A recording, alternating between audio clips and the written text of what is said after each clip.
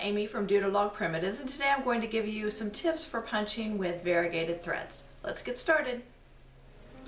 Today I'm going to be punching with Valdani threads, and they have a lot of variety in their variegated threads. There are also variegated threads from DMC and Weeks Dye Works, just to name a few. Or you could create your own variegated threads. I have another video tutorial showing how to make your own using coffee. This method would also work if you were punching on a larger scale with a variegated yarn. So when you're punching with a variegated yarn, I like to end up with a bit of a swirl to the design, and that's pretty easy to do, and I'm going to show you how. I punched an example here to show you, and I just punched the lines straight back and forth, and as you can see from the front, that's exactly what it looks like. It looks just straight back and forth, and that would be great for maybe a rooftop or siding on a house or bricks along a wall somewhere. And then in this example, I punched a rectangle, and then I just kept making my rectangle smaller and smaller. And you can see that one.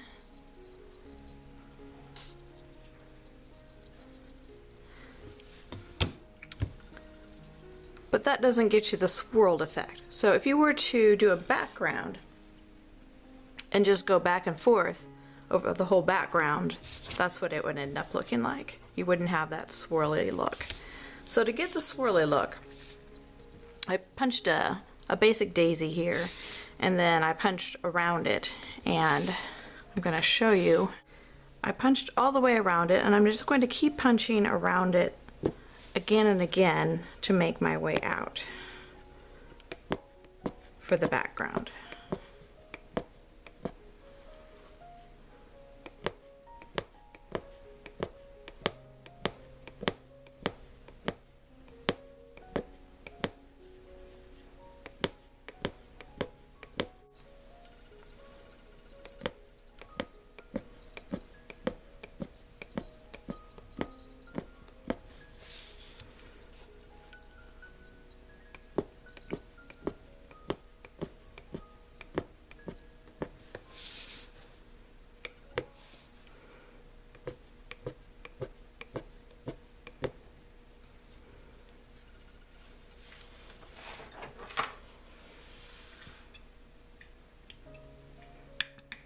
Now, if I was doing this and it had something around it, I would just keep punching until I got close to that other thing, and maybe the other thing I'd punch out a little bit from. I'll show you how it looks so far. Here's another example of the variegated threads, and you can see here I punched around the sheep, going out all the way up to the tree. I just kept punching around and around and around, and then I punched around the trees. And then out here in this open area, I kind of created a little swirly line this way. So to do that, if I have a big open area, I might create a swirly line and punch it, and then punch around it all the way around, and then just keep going all the way around and around and around it.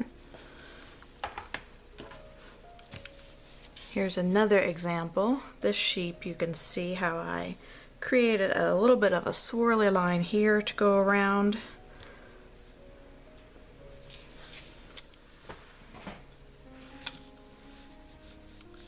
Let's see. In this turkey, you can see how I went around the turkey.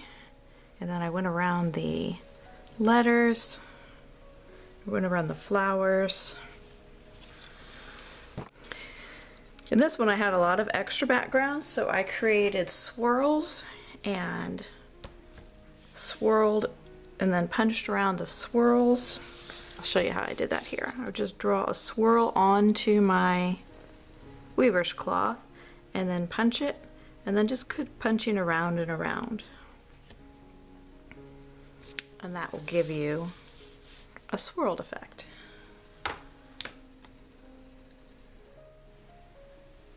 you found those tips helpful. I'll see you next time. Bye.